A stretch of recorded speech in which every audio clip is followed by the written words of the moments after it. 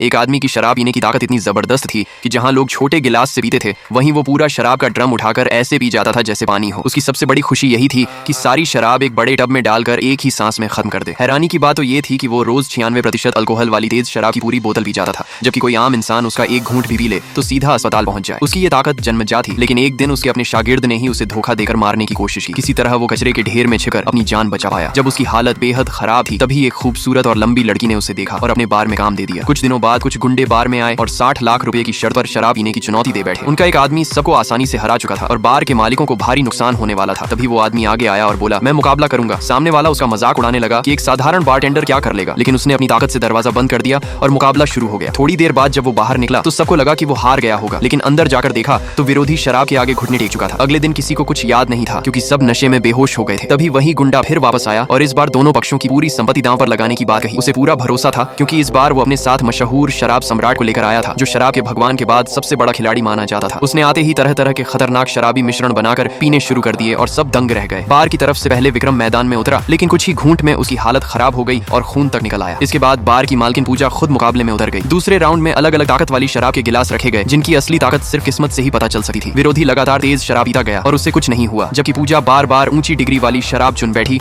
और उसकी हालत बिगड़ती चली गई। तभी एक तरफ खड़ा वो रहस्यमयी आदमी सिर्फ शराब को सूंघ कर बता देता था कि कौन सा गिलास हल्का है और कौन सा तेज। उसकी मदद से पूजा कई बार बच गई, लेकिन फिर पता चला कि विरोधी का शरीर शराब को सोखता ही नहीं था, इसलिए उसे हराना लगभग नामुमकिन था। आखिरकार गुंडा संपत्ति के कागज लेकर सामने आ गया और पूजा को हस्ताक्षर करने के लिए मजबूर करने लगा। उसके साथी मदद के लिए आगे आए, लेकिन एक घूंट पीते ही सबकी हालत खराब हो गई। तभी आखिरी पल में वो आदमी फिर खड़ा हुआ। उसने एक बड़ा टब मंगवाया और सारी शराब उसमें उड़ेल दी। सब लोग हैरानी से उसे देखने लगे क्योंकि अब जो होने वाला था उसने पूरे खेल का नतीजा बदल देना था। लाइक सब्सक्राइब कर देना, भगवान आपको बहुत खुशी देगा।